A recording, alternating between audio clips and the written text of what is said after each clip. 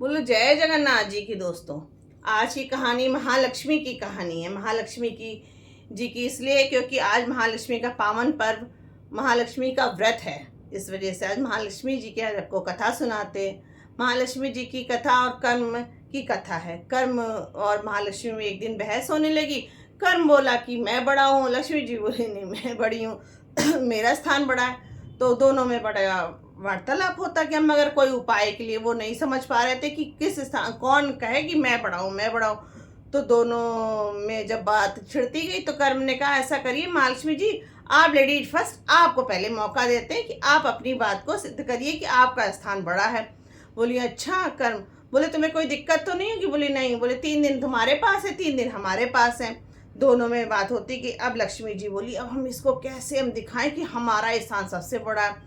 तो बोले अब जाए तो किसके पास जाएं? तो किसके पास देखा कि एक महिला थी, सिलाई करती थी, अपने सारे बच्चों को पालती थी। उसका आदमी हर समय ऐसे ही लेटा रहता, ना कहीं काम के लिए जाता ना कुछ जाता। अब उसने कहा कि दोनों में झगड़ा हो रहा, तो उसने कहा तुम पहले काम के लिए जाओ, क्यों नहीं जाते हो? कुछ काम करो, कब तक हम कमाते रहेंगे, तुम सारा दिन पड़े रहते हो। तो जब उसने कहा ठीक है मैं जाता हूँ, वो चला। तो लक्ष्मी जी ने कहा जिसकी ही के साथ ही हम परीक्षा लेते हैं।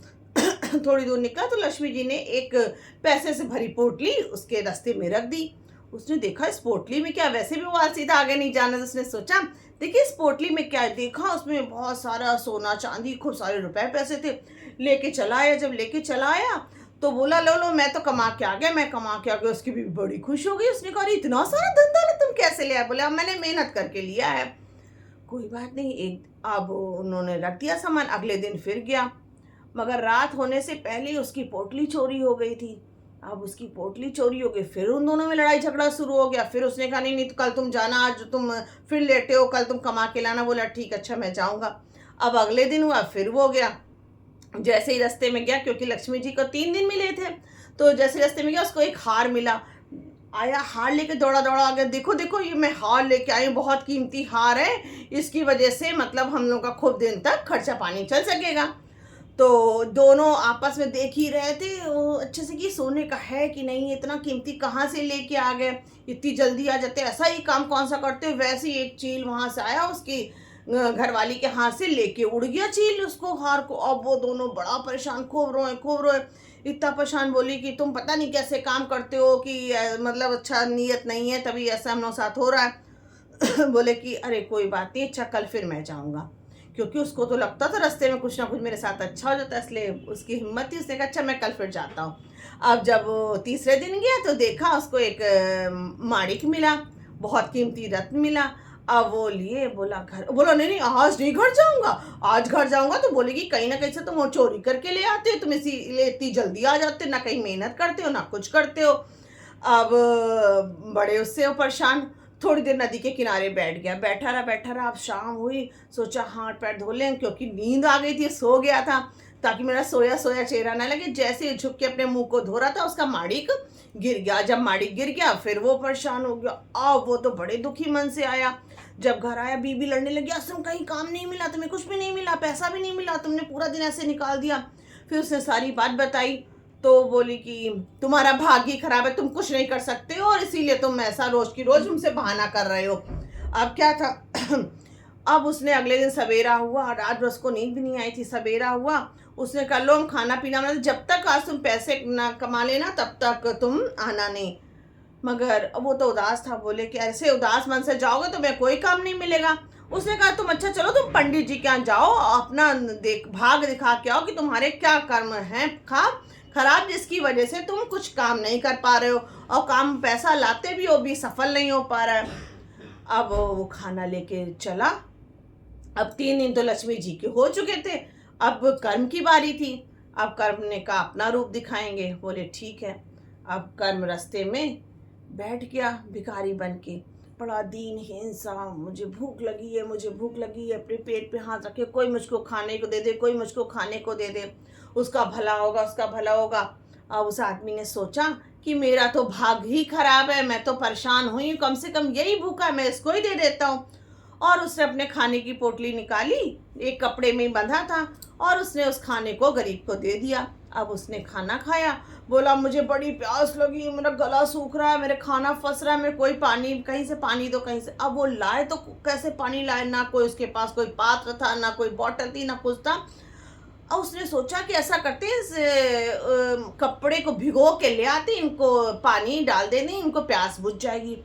और उसने ऐसे ही किया, उस कपड़े को गया गंगा जी में भिगोया और उससे जितना पानी आया फिर उसने निचोड़ा, फिर उनकी प्यास बुझाई, फिर एक बार गया, फिर निचोड़ा, फिर प्यास बुझाई। बड़े खुश हो गए कर्म जी, बोले जाओ खुश रहो और तुम खूब तरक्की करोगे। बोला अच्छा। बड़े बुझे मन से पंडित जी के पास गया। अब पंडित जी के पास गया, उसने कहा पंडित जी हम अपने भाग और अपना हाथ दिखाना चाहते हैं कि कुछ भला हो सके, मेरे हम लोग बहुत गरीब हैं, हम कमा के लाते भी बहुत धन दौलत और उससे हमारा कुछ ना कुछ नुकसान हो जाता है, वो हमारे फलदायी नहीं हो रहा है। तो बोले अच्छा, बोले मैं आपके लिए कुछ खाना पीना लाया था, मगर आपको नहीं है दक्षिणा के रूप में दे सकता हूँ, क्योंकि मुझको रास्ते में एक भिखारी मिला था और मैंने उसको खाना खिला दिया और पानी पिला दिया, इसलिए मेरे पास कुछ नहीं, आप ऐसे ही बता सकते हो तो बताइए। बड़े दुखी मन से कहा। तो पंडित जी ने दूरदृष्टि से, ज्ञानी तो थे ही, उन्हें दूरदृष्टि से देख लिया कि क्या है। उन्होंने कहा कि जाओ आज से, मतलब था सो आज से तुम्हारा भाग उदय हो चुका है, आज से तुम जहाँ कमाओगे वहाँ खूब सफल होते जाओगे, अब तुम्हारे दुख के दिन दूर है भैया, दुख के दिन दूर हुए। अब वो गया भैया, आया अपनी पत्नी के पास, बड़ा खुशी खुशी बोला पत्नी से कि अरे सुनती हो? बोले हाँ बताओ क्या कह रहे हो?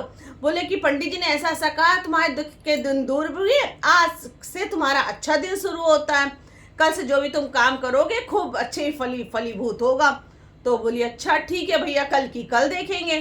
अब क्या था, उसने कहा मुझे भूख लगी, कुछ अच्छा सा बना, कुछ अच्छा सा, कुछ मसालेदार बनाओ। तो बोली क्या बनाए? बोली अच्छा मैं मछली ले आता हूँ, मछली बनाना मसालेदार अच्छी सी बनाना, ताकि मैं बहुत भूखा हूँ, मेरी भूख दूर हो सके। उसने अच्छा लेके आओ, वो गया नदी के किनारे, उसने एक मछली पकड़ी और लेके आया, जैसे ही घर पे काट छाट कर देखा उसके अंदर से माड़ी निकल आया। बड़ा खुश हुआ, बोला यही तो मुझे माड़ी मिला था, यही तो मुझे माड़ी मिला था, और ये तो मछली के अंदर चला गया था, चलो मिल गया। बड़ा खुश हुआ, दौड़ा दौड़ा छत पे गया भगवान जी को धन्यवाद देने के लिए। हे भगवान, तुमने मेरी बात सुन ली, पंडित जी की बात सत्य हुई, और देखो आज हमारा मछली के अंदर से माड़ी मिल गया, मेरे दिन सही शुरू हो गए। और जैसे उसने आँख खोली, देखा वहीं पे उसका हार पड़ा था जो चील लेके गई थी उसी छत पे।